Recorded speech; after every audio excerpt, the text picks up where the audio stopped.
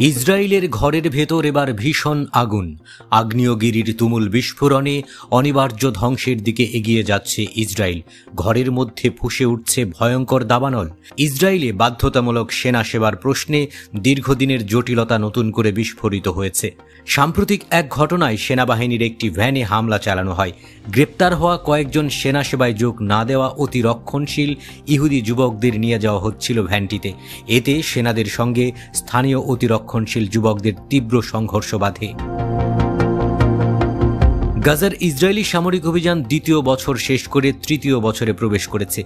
সেনাবাহিনী চরম চাপের মুখে পড়েছে। রিজার্ভ বাহিনীর অনেকেই কয়েকশো দিন টানা দায়িত্ব পালন করছেন। পর্যাপ্ত জনবল না থাকায় হাঁপিয়ে উঠেছেন অনেক সেনা। ফলে আগের মতো ছাড় দেওয়া যাবে না এই যুক্তিতে অতিরক্ষণশীল সম্প্রদায়ের মধ্যে হাজার হাজার যুবকের কাছে নতুন করে সেনা সেবার ডাকপত্র পাঠানো হয়েছে। ইসরায়েল প্রতিষ্ঠার পর থেকেই অতিরক্ষণশীল হারেদি ইহুদিদের জন্য সেনা সেবায় ছাড় প্রযোজ্য ছিল, কারণ তারা পূর্ণকালীন ধর্মচর্চা এবং ইয়েশিভা শিক্ষায় নিয়োজিত থাকে। দীর্ঘ কয়েক দশক ধরে এই ছাড়কে রাষ্ট্রীয় ও রাজনৈতিক সমঝোতার অংশ হিসেবে দেখা হয়েছে।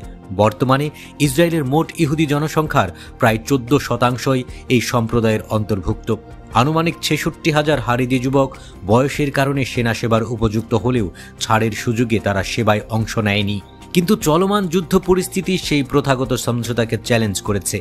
হাজারো প্রাণহানির মধ্যে সেনাদের চাপ বাড়তে থাকায় সাধারণ জনগণের একটি বড় অংশ প্রশ্ন তুলছে, কেন কেবল সমাজের একটি অংশ রক্ত দেবে, আরেক অংশ পুরোপুরি ছাড় পাবে? এই ক্ষোভ এখন রাস্তায় ছড়িয়ে পড়েছে। ইসরায়েলি সামরিক কর্তৃপক্ষ জানিয়েছে, বুধবার রাতে কয়েকজন সেনা সেবা এড়িয়ে যাওয়া যুবককে গ্রেপ্তার করে শাস্তিমূলক আটকাদেশ দেওয়া হয়। এরপরই তাদের নিয়ে ভ্যানে করে সামরিক হেফাজতে নেওয়া হচ্ছিল।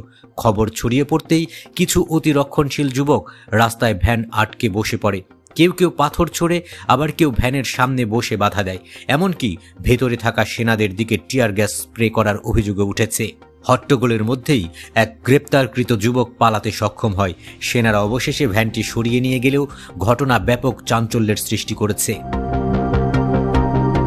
এই সংঘর্ষ কেবল সড়ক পথে সংঘটিত নিছক কোনো ঘটনা নয়, বরং ইসরায়েলি সমাজের গভীর বিভাজনের প্রতিচ্ছবি। একদিকে রয়েছে ধর্মনিরপেক্ষ ও আধুনিক সমাজ, যারা মনে করে রাষ্ট্র রক্ষায় সবাইকে সমানভাবে দায়িত্ব নিতে হবে।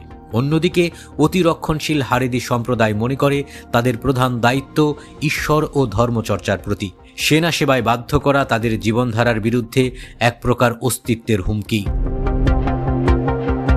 প্রধানমন্ত্রী বেনিয়ামিন নেতানিয়াহু ডানপন্থী জোট সরকার বর্তমানে দ্বিমুখী চাপে আছে। একদিকে সাধারণ জনগণ ও বিরোধী রাজনীতিকরা সেনা সেবায় সমতা দাবি করছে, অন্যদিকে সরকারের নেতানিয়াহুর টিকে থাকার জন্য হারেদি দলগুলোর সমর্থন অপরিহার্য। ফলে সরকার এখনও সেনা সেবা সংক্রান্ত আইন পরিবর্তনের প্রস্তাব পার্লামেন্টে তোলেননি। ইসরায়েলি সংবাদ মাধ্যম জানিয়েছে, অন্তত অক্টোবরের ইহুদি উৎসব শেষ না হওয়া পর্যন্ত কোনো আনুষ্ঠানিক বিতর্ক হবে না।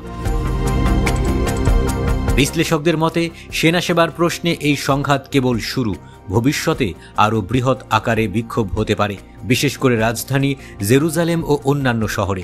যুদ্ধ দীর্ঘায়িত হলে এবং সেনা সেবার চাপ বাড়তে থাকলে নেতানিয়াহু সরকারের ভেতরেই টানাপোড়েন বাড়তে পারে। অতএব ইসরায়েলি সেনাদের সঙ্গে অতিরক্ষণশীল ইহুদিদের সাম্প্রতিক সংঘাত কেবল আইন ভাঙার ঘটনা নয়, এটি একটি গভীর সামাজিক দ্বন্দ্বের বহিঃপ্রকাশ।